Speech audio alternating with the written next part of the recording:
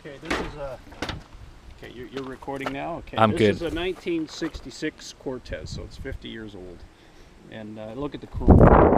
Yeah, I was looking at Chrome here. Yeah.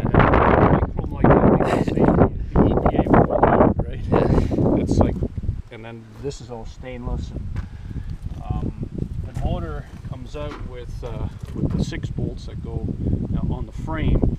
You have to undo these connections here, which is all connected together, so you can't go wrong. You can't mix up the wires. Mm-hmm. And then you take the drag link off from the steering and the exhaust system, and the whole wheels, everything comes out. The whole front end, the radiator, everything. It comes out one cradle. The bus is designed the same way.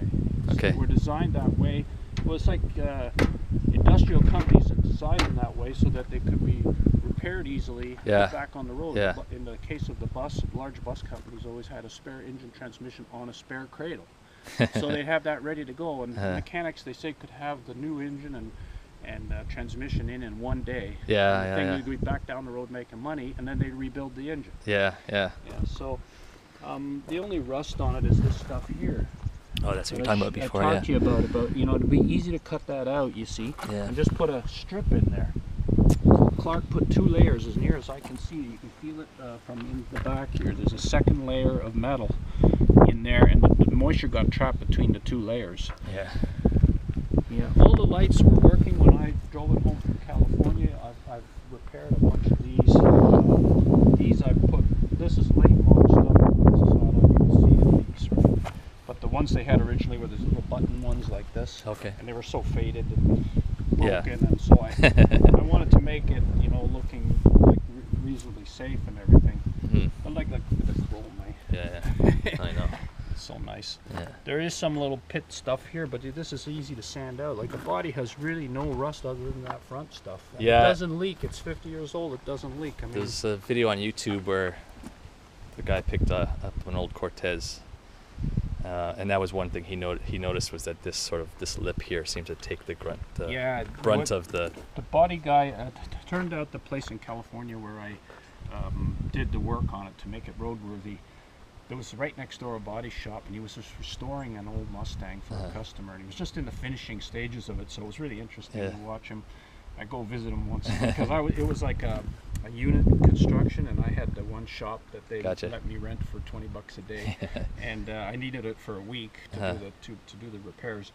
And he told me that you put a body sealer in here, you take the old stuff out, you put the new body sealer in, and you paint over it, and that takes care of that. Yeah. This was an extra piece, you see. Yeah. And like these are the stainless steel aviation screws I put in to replace the rusty ones. Oh, okay.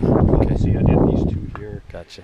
And this is for the battery compartment. So this is house batteries. You put 2 in there, and there's a switch up front to control house batteries as opposed to start battery. The start battery is in here.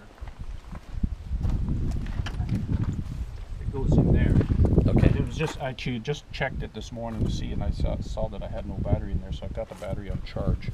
And if you need to see it running, then so you basically have these 2 house batteries to keep all the loads in the unit. Gotcha. This is kind of cool. Like, look how they made this thing. They don't make things like this anymore, right? There's a little clip here to lift the step, and you can also lift it like this. I don't know why they put that hinge in there, but it doesn't fold all the way in, does it? No, it goes up like this, and you just pull that back. But it interferes with the door, so you have to drop it when you're using it. But I wonder why they did that.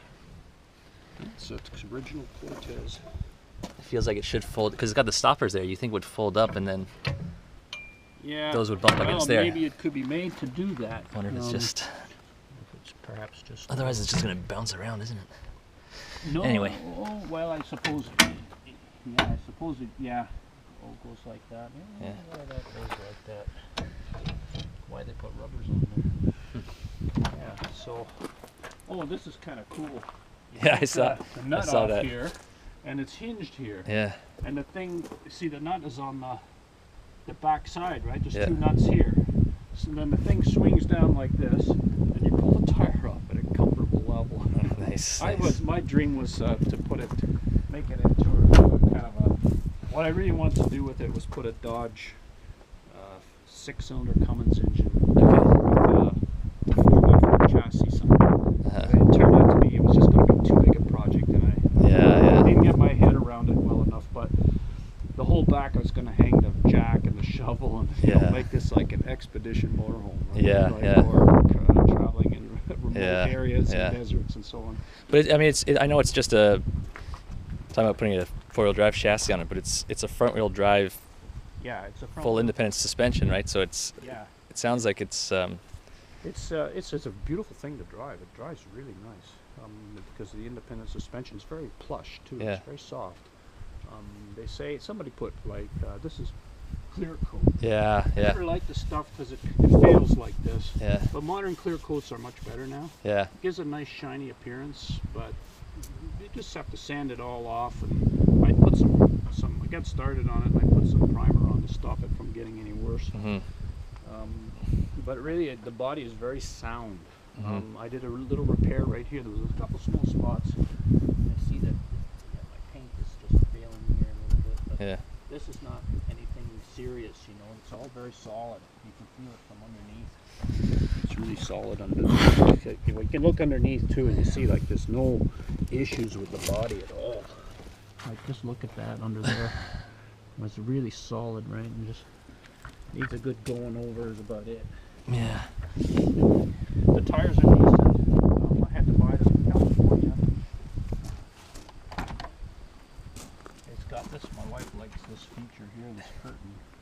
Let me just get in. Sure. I keep the curtains drawn to keep the sun out of it and off the upholstery.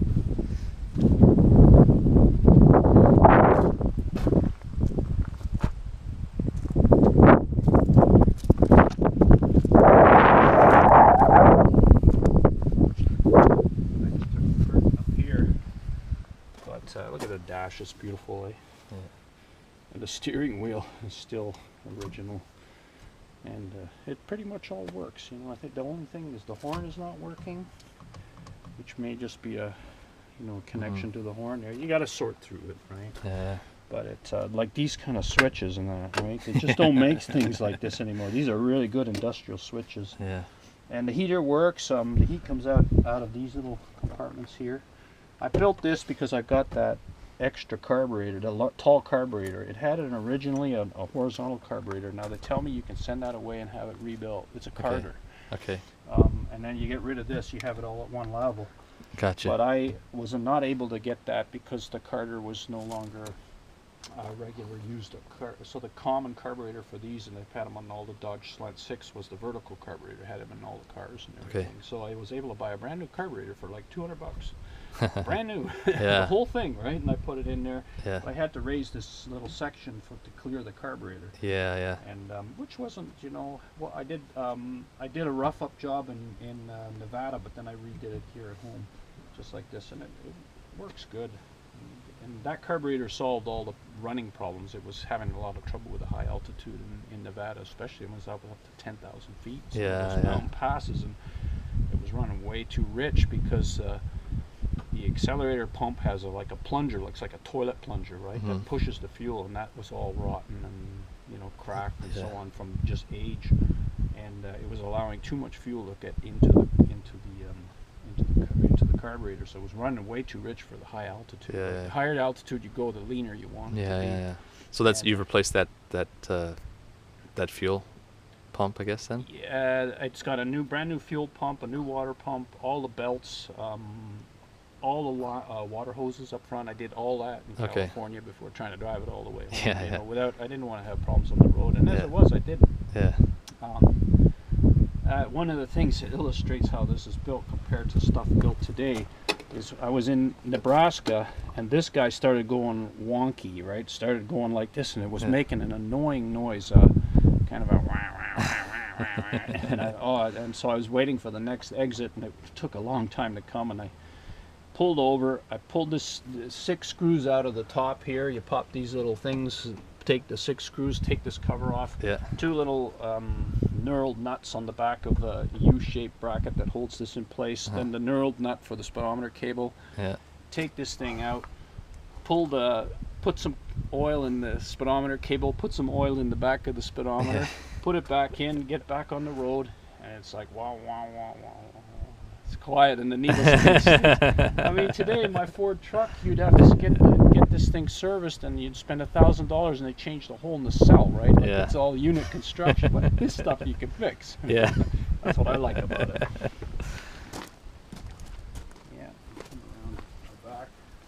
All the windows, like the big windows in those days. Today they make motorhomes with such small windows because everybody's inside watching TV. Yeah. I know, it's funny. It's funny. This is the bathroom here now. You get so it's a full wet bathroom. It's got like the little toilet roll here behind the door. Yeah, this is a kind of a waterproof material. I was gonna say with these, I'm always sort of curious how these. Yeah, these I last was these wet going to bathrooms. redo it. This is my material here. I replaced some of this which was cracked. That is an access cover for plumbing. In here there are access covers for all this stuff comes out. I can't remember now how it's been some time since these pop out anyways. I can show you how it does. There's the hot water tank right there.